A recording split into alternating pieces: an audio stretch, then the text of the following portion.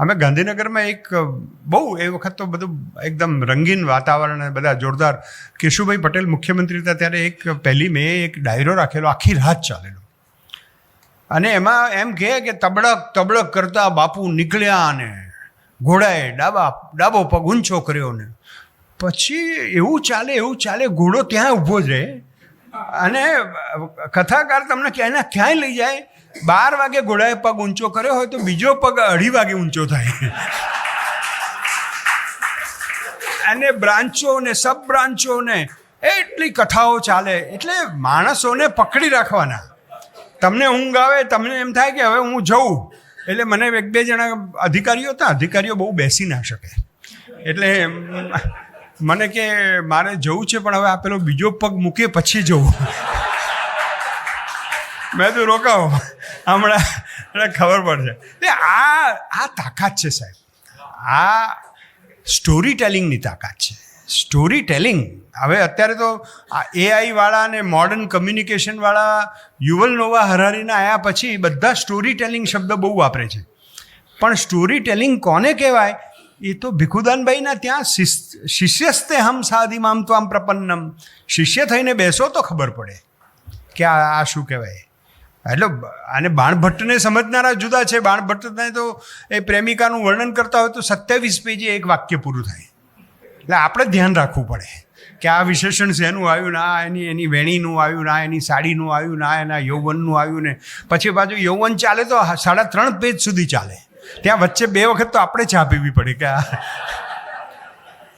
એની સામે ભીખુદાનભાઈ જ્યારે વાત કરતા હોય ત્યારે આપણને એટલે આમ હસતા લૌકિક વાત કરતાં ભગવાનની વાત કરે. હમણાં જ અમને આમ નાના જ કે ભીંતળીઓ તમે બહુ નસીબદાર છો કે ગોરીના હાથ તમને આવી રીતે ફર્યા છે. એમ કેવી નાજુક સૌંદર્ય બોધ થાય છે કવિતાનો.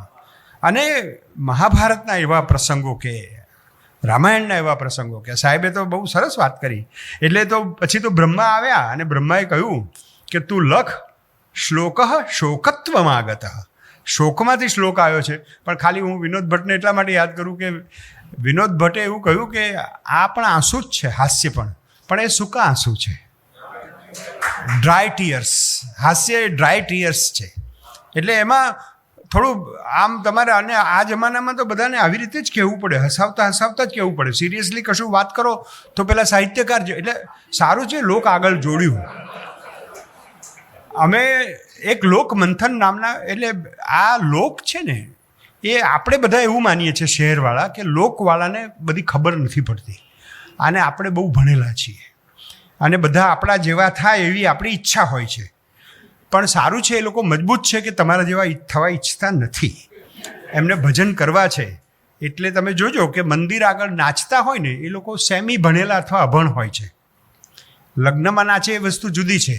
એને તો શું કે કોઈ માણસ શહીદ થતો હોય એનો આનંદ હોય છે.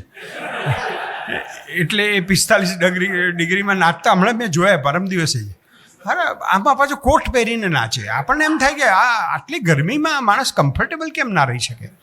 પણ વાત એ છે કે કથા કહેવી, સ્ટોરી ટેલિંગ, અને એમાં ભરતનું નાટ્યશાસ્ત્ર જેને નવરસની વાત કરી છે. મને ખબર છે કે ભીખુદાનભાઈ જ્યારે કહેતા હોય ને ત્યારે 9 રસનો તમે અનુભવ કરી શકો.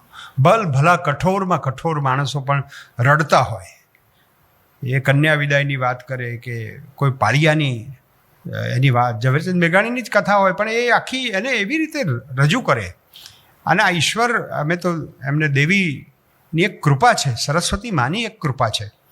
ઋગ્વેદમાં સાહેબ સરસ્વતી સૂક્તમાં એમ કહ્યું છે કે યમ કામયે તમ ઉગ્રમ કૃણોમી.